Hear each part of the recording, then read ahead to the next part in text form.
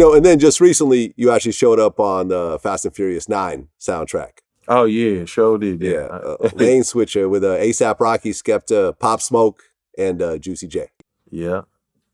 So it seems like with all the years in the game, you keep kind of reinventing yourself and you keep showing up on important projects and important songs and important verses and so forth, man. It's really like, as someone who didn't even want to be a rapper in the first place. Yeah, man, I ain't gonna lie, man. I guess I'm just blessed. That's all thing I can say. I can't say nothing else. I can be honest with you when I tell you this, like, had God not been looking out for me, and things in my life would have been way different, cause, man, there was a lot of bad situations in my life, man. And I'm just being honest, like, I mean, you know how everybody got them secret things they don't want to talk about. Yeah, man, I got some messed up tales, man, that I look back now and I say, man, that had to have been God. Cause for me to be here now where I'm at now, unreal, man. Unreal. Like completely unreal. But hey, thank God I'm here. Well, Project Pat, man, I appreciate you sitting down with me again. Now we did a whole proper interview this time. What you've accomplished has really defied the odds. When you look at all the people you grew up around, and you mentioned this person passed away, this person went to prison, Oh yeah. And you spent some prison time along the way as well. I mean, you did a total of like 6 years, something like that. Like 7 of my life snatched from stupid decisions. I got a homeboy, I'm gonna say this right quick, and I need to go holler at him and see him. I got a homeboy I used to mention in the raps all the time, Gangsta Fred. He was a real person. On my album, I used to always talk about Gangsta Fred. He was a real person. That was like my OG. One of them. And man, I used to like, this my guy. And he just, man, he was way older than me. And he got locked up for killing his wife, and he ended up getting a life sentence, man. It was like at the latter part of his years. And it's just crazy because it's like he was always the one that would always get away, man. He had feds, everything. He'd always slip through the fingers. He sold bricks, everything. He sold it. Oh, man. This a dude had a whole neighborhood sold up. Whole neighborhood. Everybody don't know in North Memphis know this. They know this guy. He had a whole neighborhood sold up, but he just, man, I don't know what happened, man. And he ended up killing his wife, and man, it just was sad, man. It was real sad. He ended up getting a life sentence, man. He locked up now. And it's crazy because, man, we used to be together every day. But man, I don't know, man. I don't know. It's a lot of people, man, like out there, they a lot of people make bad choices in life. And you know what I'm saying? Like, a person be knowing what they about to do. Sometimes heat of the moment can happen. A lot of times you pretty much know what you about to do, but sometimes, man, like when it comes to that murder game, you let that anger take over. Man, you can't do that, man, because you got to think about what's about the future. And, I just tell everybody, man, before you go do something that you can lose your life over, man, take 2-3 days, think it over, talk to God about it, because that ain't what you want.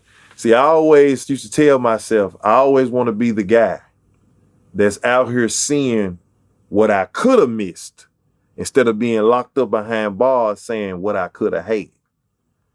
And I just thank God, man, for real. Because, my thing is, I know for a fact, if I was there and my hands was just as dirty or dirtier, it could have happened to me just like that. I know it. But I just thank God, man, he had mercy on me and didn't allow it to go that route. But, yeah. Yeah. Well, it just showed how you kind of went full circle growing up in the church with your father, being a preacher and instilling those values in you, which throughout the interview, you kept hearing you say it over and over again about God and spirituality and values. And although you were doing wrong along the way, at least you knew you were doing wrong. Yeah, I mean, I didn't know how wrong in a lot of instances, but as I look back, I see now, like, wow, like, man, I was crazy. I was crazy to do that. Man, crazy. But like I say, man, God, one thing about it, man, God can bring a person out of anything. I'm a living witness to that. You know, we got a foundation right now that we go out. I go back into prison, talk to some of the prisoners. It's called Go Foundation. And me and my partner, Mike Brown, guy by the name Mike Brown, man, we go into prisons, and we just recently got in touch with the lady at the women prison in Nashville and East Tennessee. There's only 3 women prisons in Tennessee, and she got connections. She finna connect us into all those. And man, we just recently came from a prison in Arkansas in 201, where I first got locked up. And it was just so crazy, man, going up them escalators and just, and it's like, it's just crazy, man. But that's one thing that God has led me to do. I really know this for a fact. To go back and, say a good word to the people, because it's like, man, God can change anybody's life, because he sure changed mine. And, and I mean, just like I'm talking to you, like, your life. You know what I'm saying?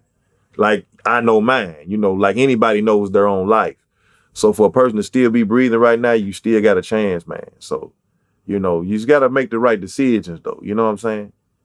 That's the bottom line, man. Give your life to Christ and pray to God about it or something, man. Don't just go out there and stick that pistol in that person's face and kill them and then get caught and get 30 or 100 years.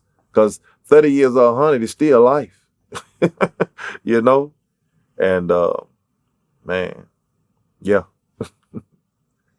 There you have it, Project Pat, man. Appreciate you coming in. Congrats on all the success you have already had and how you continue to have the success year after year, decade after decade, man. I know there's a lot more coming. Hey, look, a lot more man, coming in the future. Shout out to you, Vlad. You've been rolling for a minute, man. I salute that. I salute that. You know what I'm saying? Thanks. You also showing it can be done. I mean, you know that, Yep. Yeah. A lot of people out here want handouts, but you just got to get out there and do it. Yeah. I mean, we try, man. 13 years in the business now. 13 years of Vlad TV, and then another 7 years of being a mixtape DJ and everything that led up to this point, doing documentaries and so forth, man. It just shows that hard work, you just keep putting in that work year after year, and it's always going to get rewarded. You may not see it right away, but it will always get rewarded. It takes some time. It takes some time. Yeah. But I mean, at the same time, like, don't you appreciate it more?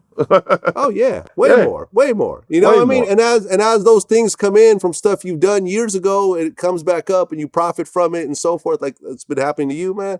It's because, it doesn't feel like luck because you put in that work already. You deserve it.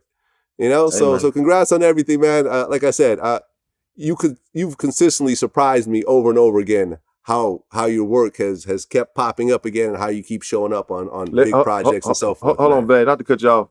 It ain't nothing but God, because it surprises me too. There you go. Because I be like, huh? For real? All he do? For real? I mean, every time, all them people you was naming, that happened? Seriously? He want to do that? Okay, fine. Man, bruh, mess me up, man. I'm waiting. I'm hoping Jay-Z gonna sample something and come on out with an album and throw me on there. I'm just gonna be like, huh? For real? Jigga? Oh, man. There you have it, man. Project Pat, man. Until next time. Peace. For sure.